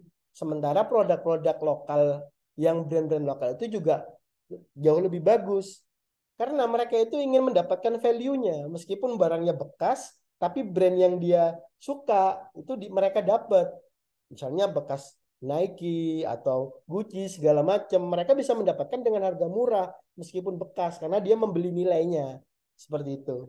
Makanya kalau kita bisa menciptakan value kepada produk kita, harga itu bukan menjadi masalah. Meskipun kita naikkan harganya, menyesuaikan kualitas dan kepuasan pelanggan, kemudian kita bisa nih improvisasi untuk memberikan diskon, promo, segala macam. Tapi margin yang kita dapat masih ada dan masih cukup untuk kita bertumbuh bisnisnya. Karena kalau kita bisnis itu tidak mempunyai margin profit, ya buat apa? Kita nggak akan tumbuh, malah rugi. Kita akan menjadi kerja rodi di situ. Seperti itu. Kayaknya sudah habis nih. Nah, itu tadi hal-hal yang saya sharingkan ya mengenai tips untuk mengatasi harga ongkir dan beberapa poin-poin tentang perilaku konsumen yang sudah berubah di masa yang sekarang. Itu sharing berdasarkan dari pengalaman saya. Saya kembalikan kepada Bu Inayo. Monggo Bu Inayo, terima kasih. Oke, terima kasih Pak Riki pemaparannya ya. Ini kalau dikombinasikan nih ya antara pemaparannya Pak Wahyu sama Pak Riki ini lengkap banget. Pak Wahyu itu ibaratnya ngasih ilmu basic yang harus diketahui gitu ya sebagai seorang seller biar jangan kecelek gitu ke depannya. Dan Pak Riki juga ngasih pendapatnya dari pengalamannya sendiri sebagai seller dari produk aksesori pria gitu ya. Yang apa namanya kalau kita dengar sekilas aksesoris tapi kok pria, tapi ternyata jual-jual aja tuh gitu kan ya, bahkan sekarang perpanjangan tangannya udah di mana-mana. Nah ini yang menarik juga yang tadi saya simpulkan gitu ya, pendekatan yang dilakukan atau strategi yang dilakukan oleh Pak Riki itu lebih ke ibaratnya gini, work smart aja deh gitu kan. Jadi jangan sampai kita sebagai seller yang pusing sendiri, kita pakai aja perpanjangan tangan kita di mana-mana. Dan perpanjangan tangan itu sekarang bentuknya udah macam-macam loh, bukan cuma sebatas reseller aja gitu. Dan jangan sepelekan kekuatan dalam tanda kutip perpanjangan tangan ini karena ibaratnya ini adalah hal-hal yang bisa menciptakan kedekatan gitu ya, kedekatan antara brand brand yang kita miliki dengan customer-customer kita. Karena benar banget, tadi saya dengar pemaparannya Pak Riki, saya kebayang gini, iya ya, ibaratnya saya mau beli sebuah produk yang terkenal katakan di Bali gitu. Tapi saya merasa kayak, aduh nggak rela ongkirnya dari Bali, belum lagi nanti waktunya gitu kan ya. Tapi terus saya ingat, oh iya ya, kan dia punya dropshipper atau dia punya reseller di Jakarta ya saya beli aja di Jakarta gitu kan. Sama-sama bayar ongkir, tapi tentunya jauh lebih efisien gitu. Jadi ternyata itu bisa menjadi hal-hal yang mempengaruhi keputusan dari customer antara jadi atau nggak jadi nih beli produk kita gitu. Karena setuju banget saya sebagai point of view-nya customer gitu ya. Ongkir itu ya memang sadar harus bayar, tapi kadang-kadang kok suka kayak aduh bayar nggak ya gitu ya gitu. Jadi jangan sampai hal tersebut jadi hal yang membuat keputusan calon customer kita nggak jadi gitu untuk beli gitu. Nah makanya kita harus pandai-pandai mencari rute-rute atau alternatif lain gitu ya. Saya lihat di kolom chat sudah ada pertanyaan, tapi sebelumnya saya mau nanya dulu nih. Ada satu statementnya Pak Riki yang cukup Boleh. menarik untuk saya, yaitu sebagai seller jangan pelit-pelit lah ibaratnya gitu kan. Subsidi ongkir sesekali nggak apa-apa kok gitu. Ya, Karena betul. yang namanya apa namanya logistik company-nya bukan punya kita sebagai seller gitu ya. Masa kita mau atur-atur ongkirnya gitu kan? Opsinya Yang betul. menetapkan benar kan? Karena yang Ya, menetapkan ongkir benar. bukan kita sebagai seller, tapi tentunya perusahaan logistik Perusahaan tersebut gitu ya. logistiknya betul sekali bilang. Benar. Jadi yang bisa kita lakukan adalah gimana ya ngakalinnya biar nggak usah mahal-mahal banget. Mungkin kalau di Paxel saya boleh sedikit bercerita, ada satu program membership khusus untuk seller gitu ya, yang itu ada diskon ongkir. Itu sebenarnya salah satu rute yang bisa dipakai. Tapi kan mungkin tidak semua brand memiliki hal tersebut gitu ya. Sementara kita sebagai seller nggak boleh putus asa dong, harus mencari rute-rute lain. Subsidi ongkir nggak boleh pelit. Tapi gimana menurut Pak Riki ya? Jika subsidi ongkir itu akhirnya membentuk sebuah habit tertentu di bagi seller gitu ya, di mana seller akhirnya punya persepsi, Trira mah nunggu aja nanti ongkir gratis gitu. Padahal Triranya nggak mungkin terus-terusan jor-joran marketing spending untuk free ongkir terus dong, atau subsidi ongkir minimal sekian puluh ribu gitu misalkan. Nggak mungkin kan? Itu gimana nggak ada ketakutan tuh Pak Riki? Pengalamannya gimana tuh kalau mengenai subsidi ongkir? Kalau dari Trira sendiri sih memang kalau kita itu bisa bicara itu gambling ya antara contoh nih Hmm. selain subsidi ongkir juga kan setiap bulan kan ada nih hari-hari kembar itu kan diskonnya kan pasti jor-joran nih dari Hmm. ya marketplace-nya atau sellernya juga kan untuk bisa mendatangkan traffic kan. Kalau kita paradigmanya berbicara, wah nanti pas customernya belinya pas promo-promo aja nih di saat barang-barangnya murah-murah terus, itu akan susah karena apa? Kita nanti akan melakukan suatu strategi promo itu yang berbeda-beda. Jadi kita kita istilahnya itu kita kombinasikan kayak misalnya kita bicara Hmm. Hmm. Hmm. konvensional kan. Ntar nih ada diskon last next sale, besoknya ada diskon lagi. Sama di online juga kita bisa memberikan flash sale harga lebih murah tapi nggak gratis ongkir. Tapi kalau beli Hmm. yang Hmm. reguler kita subsidikan gratis ongkir. Jadi kita memberikan opsi kepada konsumen nih mau pilih yang Hmm. mana Hmm. diskon-diskonnya tanpa menciptakan ketergantungan tadi. Betul. Oke, oke, good input ya. Jadi dibikin variasi juga biar customer-nya juga nggak bosan juga ya, Pak Riki ya, Betul. pastinya ya. Oke, ada pertanyaan yang mau saya bacakan. Pertama dari Kak Sey Haryadi. Kak Sey bertanya untuk Pak Riki nih.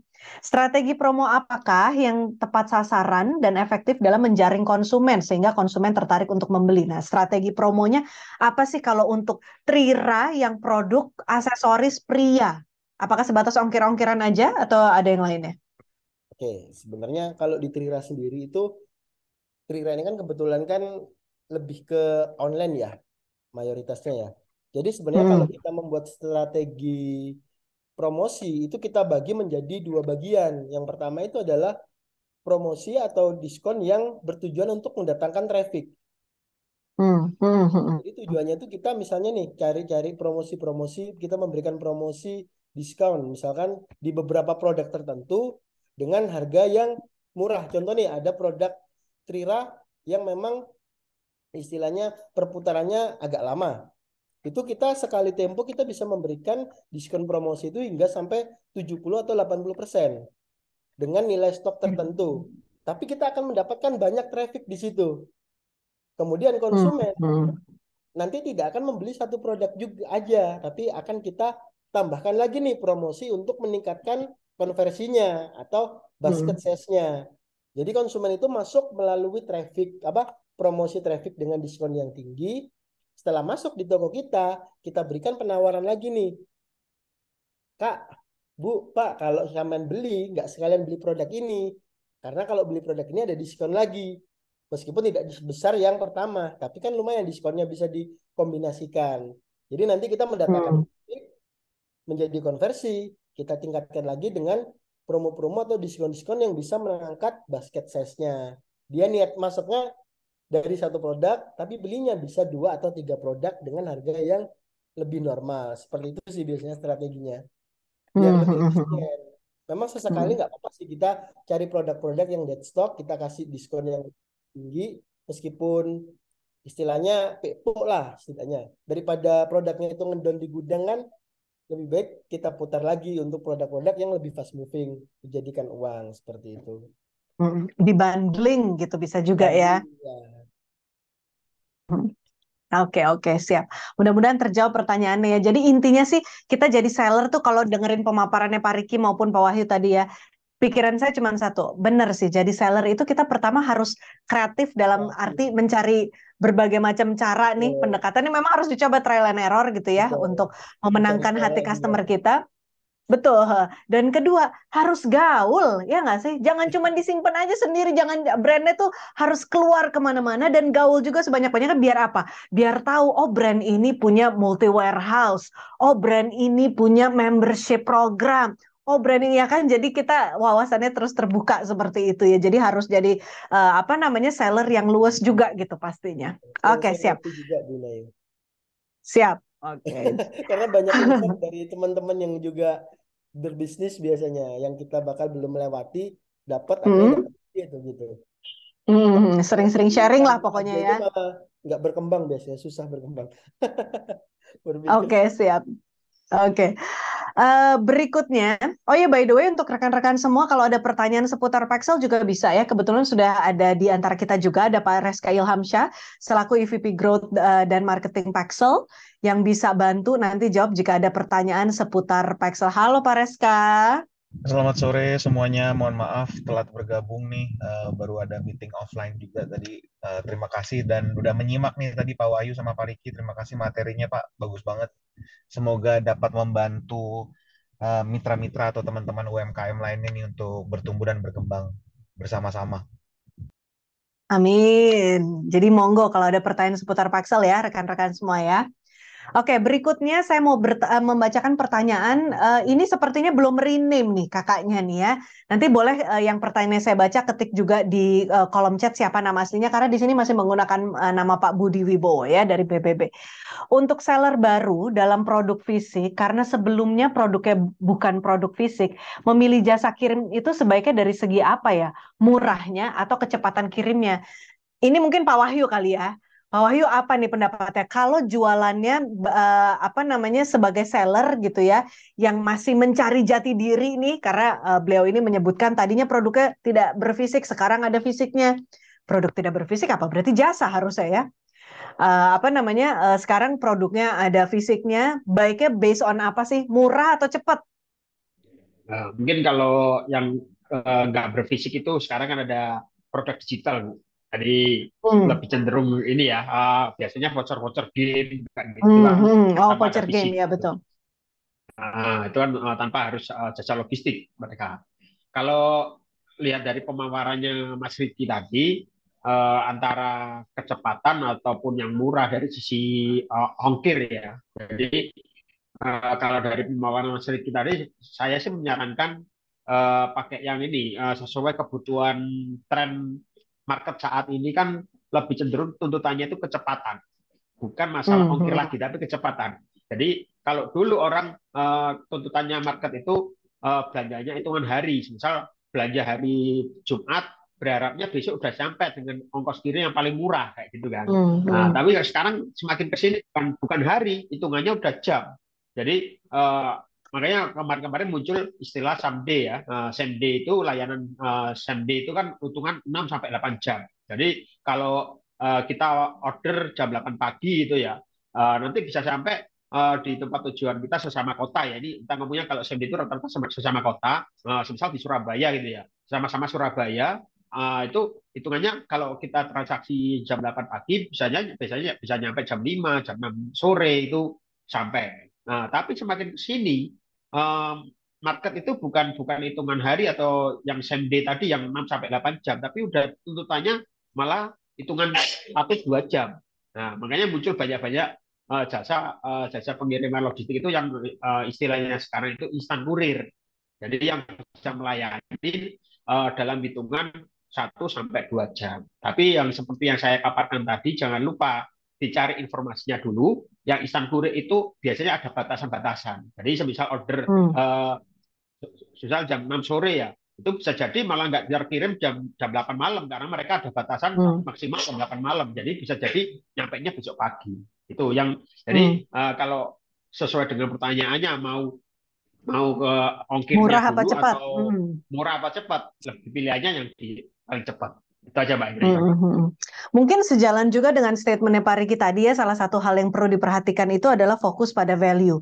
Ya, jadi ketika kita sudah bisa menciptakan positioning itu bahwa brand kita value-nya seperti ini dan orang memang menyukai brand kita karena brand kita memiliki value tersebut gitu ya. Mungkin bayar lebih nggak akan jadi masalah ya nggak sih? Karena saya pun Betul. termasuk customer yang kayak gitu ya. Bener, yang penting cepat nggak masalah, bayar lebih nggak masalah kok. Karena saya udah percaya banget nih sama Trira nih, dan saya mau pakai langsung gelangnya malam ini juga atau aksesorisnya malam ini juga gitu kan. Jadi again, semua harus dijalankan beriringan. Saya rasa seperti itu ya. Sambil kita ngebangun brand image ya kan, menciptakan value tersebut gitu ya. Kita juga tetap beriringan sambil mencari logistik yang paling pasnya nih seperti apa sih untuk produk kita. Kenali produk kita dan kebutuhannya apa. Kalau kita makanan tentunya produknya makanan maunya yang harusnya yang tercepat gitu ya. Atau kalau apa namanya frozen food ya pastikan yang bisa frozen handling gitu. Oke, baik. Terima kasih, mudah-mudahan terjawab. Berikutnya saya mau bacakan pertanyaan dari Kak Anita Izoku. Bila mau ngirim keluar pulau atau keluar negeri, sebaiknya lewat mana ya? Kantor pos atau lainnya? Nah, Pak Wahyu lagi deh nih, boleh deh nih. Atau Pak Riki juga boleh nanti pengalamannya gimana ya Ini kalau ada expertnya orderan Pak keluar Wahyu. pulau. Expertnya Pak Wahyu, oke Iya, Pak Wahyu iya, dulu iya. kalau gitu. Gimana nih Eh, Pak? Kalau keluar pulau ya tadi seperti yang saya paparkan di materi sebelumnya itu lebih baik cari informasi sedetail mungkin di di Google ya. Di Google misal kita mau nyari kita mau kirim ke luar negeri. Nah, misal cari Paxel itu ada nggak di luar negeri atau Paxel itu melayani domestiknya di mana aja. Nah, itu Hmm, jangan hmm, sampai salah. Jadi teman-teman harus sebelum gandeng ke logistik yang ada di daerahnya cari target marketnya itu kayak Mas Riki tadi ya, oh ternyata marketnya itu banyaknya yang di Jabodetabek. Nah, jangan sampai salah salah strategi, malah bukan yang di Jabodetabek yang oh ternyata ini. Yang paling susah itu kadang-kadang yang di luar Pulau Jawa. Jadi kayak Sulawesi, Kalimantan itu tidak semua ekspedisi ada di sana. Biasanya mereka akan ada pun itu akan hanya di kota-kota besar. Nah, jadi saran saya lebih baik cari informasi detailnya dulu di Google. Gak apa-apa, di Google aja dulu jasa logistik kiriman kemana. Itu cek dulu. Nah, kalau udah tahu, coba hmm, di kontak customer service-nya. Saran saya seperti itu sih, Mbak Inayu. oke, oke. Ya again, riset lagi ya Pak ya, pastikan ya. Betul. Pak Riki kan keluar pulau atau keluar negeri, Gimana, Bu? kalau kirim keluar pulau atau keluar negeri, produknya Trira ya, memilih lewat mana sih, kantor pos atau lainnya? Kalau di Trira sendiri kan saya sampaikan tadi, kebetulan kita punya beberapa multi warehouse di luar pulau. Contoh kita ada di Hmm, Medan, hmm, Palembang, Makassar, Balikpapan. Kalau yang di Banjarmasin itu kebetulan drop point karena kebetulan ada kakak di sana, jadi kakak yang handle operasionalnya untuk di sana. Karena kita mau mendekatkan diri nih sekali lagi kepada konsumen. Jadi hmm, hmm. sebisa mungkin tempat yang belum terjangkau atau jauh kita taruh cabang kita biar konsumen itu semakin dekat gitu. Kalau untuk di luar negeri Oke. sendiri itu kebetulan pernah dapat orderan tapi dari marketplace ya, dari Shopee itu dari di Taiwan sama di Filipina kemarin itu. Itu Hmm, kirimnya melalui Shopee-nya sendiri, kita kirim ke Jakarta di Shopee warehouse-nya, Shopee-nya yang kirim ke luar negeri seperti itu. Oke, oke. Pertumbuhan bisnisnya gimana sih Pak Riki ini sejak menggunakan metode multi warehouse ini ataupun punya perpanjangan tangan di mana-mana ya? Rasanya gimana dari belum melakukan itu sampai sekarang sudah melakukan itu? Jadi ini sedikit sharing ya. Jadi kalau kita bicara marketplace itu kan itu benar-benar tempat untuk orang jualan dan beli kan ya. Pasti kan di situ bejibun nih pembelinya, tapi penjualnya juga bejibun, gitu kan? Jadi kalau kita bicara kompetisi, kompetitor, persaingan di situ itu ya kalau bilang berdarah-darah Disitulah ya tempatnya ya. kan seperti itu kan ya. Kita berusaha menjadi yang terbaik pun ya seperti itu. Cuman karena saya itu juga orangnya itu apa namanya ya, pengen survive. Jadi saya terus mempelajari apa nih yang bisa diolah agar tokonya ini bisa sustainable atau bisa berkembang gitu. Waktu itu penggunaan pertama multi warehouse itu di tahun 2021 gitu. Kebetulan kan sebenarnya Trira itu dulu seperti seller-seller biasa sih, toko biasa. Kemudian salah satu upayanya Trira itu untuk menjaga harga tadi. Trira mencoba untuk naik menjadi brand. Dulu awalnya toko biasa, mulai segala macam perizinan segala macam, pengajuan ke marketplace juga kita bikin Shopee Mall, Tokopedia official sampai ter ACC, barulah terbentuk Trira dengan value-nya. Kemudian di tahun 2021 upaya Trira dengan menjangkau customer mengikuti program-program multi warehouse tadi. Dengan membaca data juga, oh konsumen Trira banyak di sini. Oke, kita suplai produk ini di kota ini. Kalau di kota ini yang rame ini, kita kirim ke sana gitu. Jadi setelah penggunaan multi warehouse, kalau kita berbicara pertumbuhan bisnis, itu sangat tumbuh. Bahkan kalau kita dipresentasekan kalau tidak menggunakan itu bisa di angka 30 sampai 40%-an pertumbuhannya seperti Oke. itu. Oh itu lumayan banget itu angkanya Ya, bagus banget ya. karena kan gini Apa kalau namanya? kita bicara algoritma lagi ya pencarian ya. Kadang kan konsumen kan juga menfilter kota mereka sendiri kan karena untuk menghemat ongkos Hmm. kirim. Jadi meskipun pusatnya Trira ini di Surabaya, tapi di saat difilter sesuai dengan gudang, produk Trira akan tampil. Contoh orang Palembang cari kalung pria, di filternya kota dia ada produk Trira, akhirnya dia belinya di Trira melalui gudangnya tadi seperti itu. Oke, Lebih oke. luas Dan jangkauannya. benar ya untuk konsumen seperti saya ginilah ya yang Ya, mencari ongkir betul. semurah mungkin tapi maunya yang aman gitu kan Yang banyak aman, yang maunya ya. cepat juga ya Bu ya. Iya pastinya. Oke, pertanyaan berikutnya ada dari Kak Rofi untuk Pak Riki nih. Barang yang pakai jasa multi warehouse itu kita kirim gepokan mereka yang packing atau dari kita sudah packing per item. Apakah ada kuota minimal atau maksimal barang yang diterima multi warehouse? Oke, baik.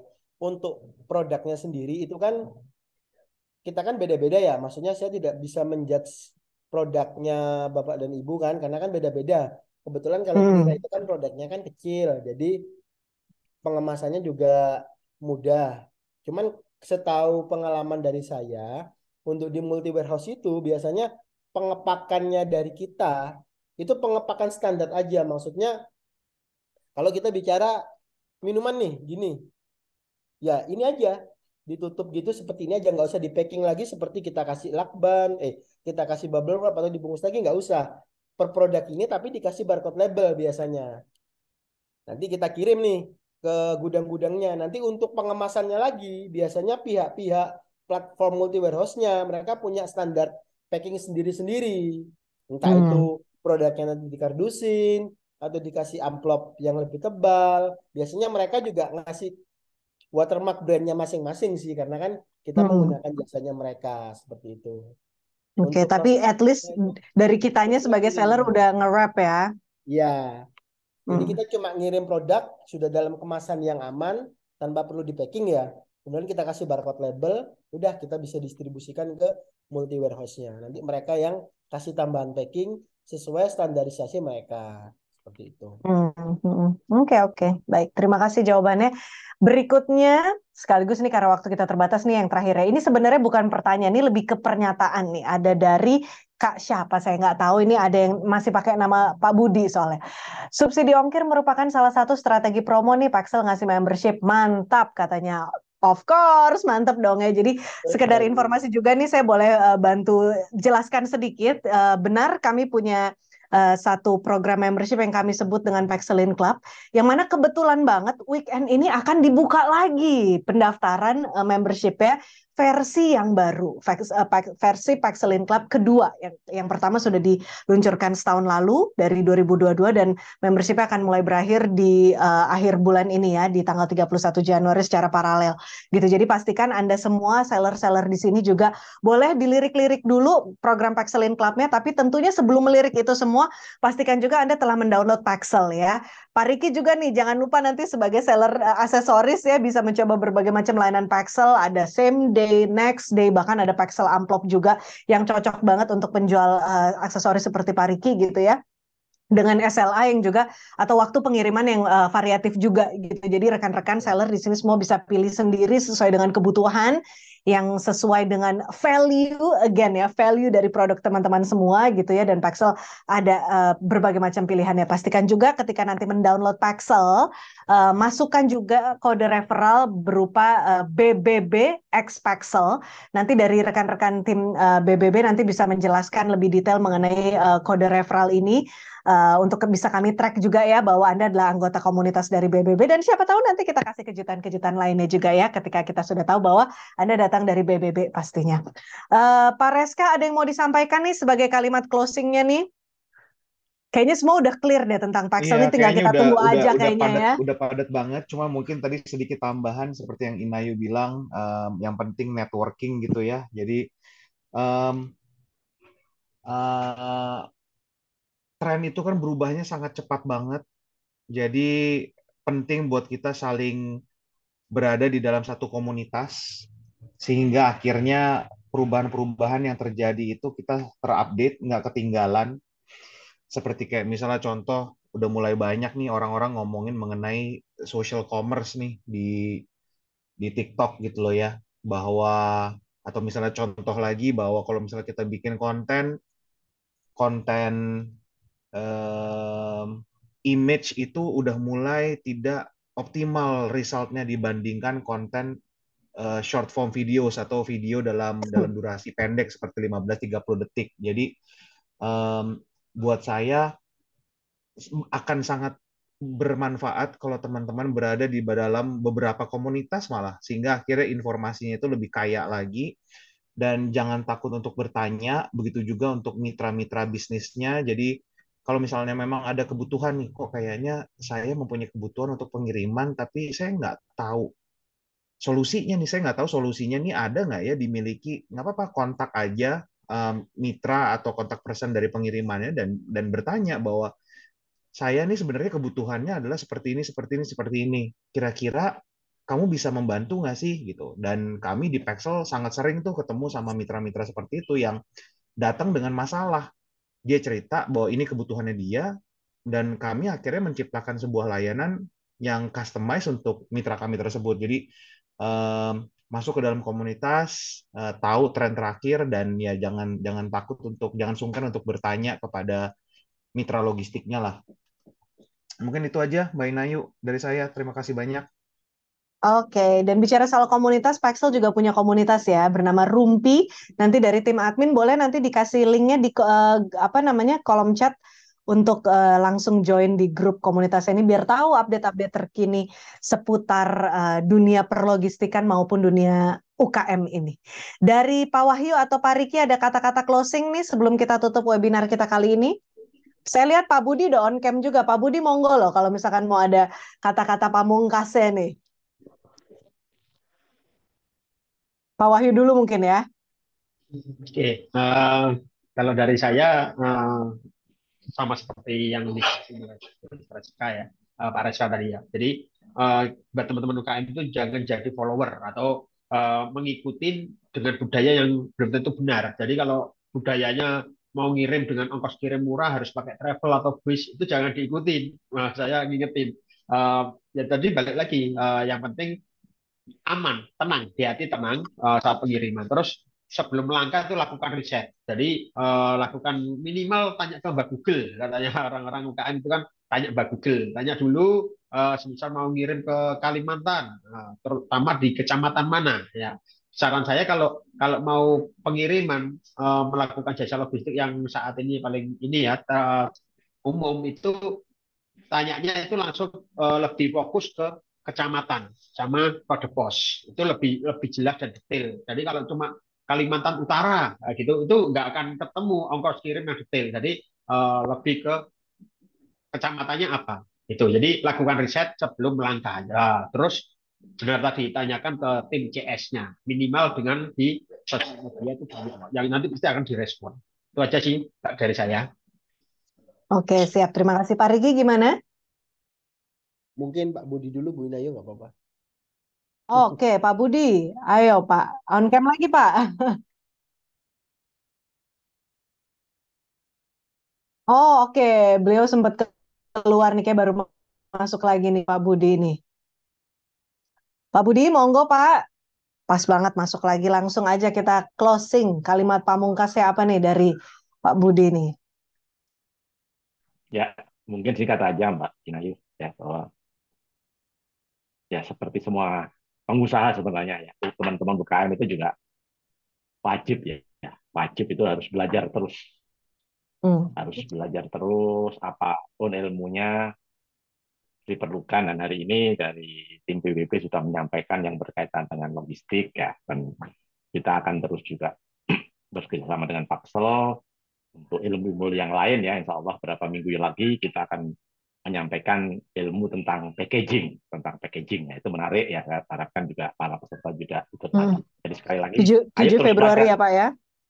ya jangan merasa sudah pintar ya karena seperti tadi Pak Rizka sampaikan bahwa dunia ini berubah dengan sangat cepat ya kalau kita nggak belajar terus kita akan ketinggalan. Itu aja Mbak Inayu, terima kasih. Oke, siap. Terima kasih. Pak Riki gimana? Kalau dari saya sih cukup sih, insya Allah tadi apa yang disaringkan semoga bermanfaat bagi Bapak dan Ibu semua. Pokoknya ya itu benar kata Pak Wahyu juga tadi. Yang penting kita selalu sama Pak Reska tadi, yang penting kita itu selalu bisa update. Karena kalau kita bicara dunia digital ini cepat banget berubahnya. Jadi kita telat selangkah aja bisa ketinggalan jauh. Jadi untuk bisa selalu bisa dapat informasi hal-hal baru, yaitu kita bisa masuk di komunitas-komunitas yang memang apa namanya masih satu frekuensi dengan kita dan bisnis kita. Seperti itu sih. Oke, baik. Paralel jangan lupa tetap menjaga value dari brand kita juga ya pastinya ya, sambil kita tetap gaul ke kanan ke kiri ya biar update dengan segala hal yang terjadi di luar sana. Oke, baik. Jangan lupa untuk rekan-rekan semua yang hadir untuk isi form absen dan juga form surveinya ya untuk kritik dan saran bagi kami juga. Akhir kata saya Inayu mengucapkan terima kasih untuk Anda yang sudah bergabung hari ini. Kita ketemu lagi insya Allah di webinar berikutnya tanggal 7 Februari. Nantikan informasinya, detailnya, bagaimana cara registrasinya melalui sosial media Paxel @paxel.co dan juga channel-channel komunikasinya BBB semuanya ya. Pastikan Anda update terus. Baik, kalau gitu saya tutup acara webinar kita kali ini. Terima kasih banyak. Wassalamualaikum warahmatullahi wabarakatuh. Selamat sore semuanya. Waalaikumsalam. Sore, Terima kasih. Terima kasih Pak Rizka, Pak Inayu.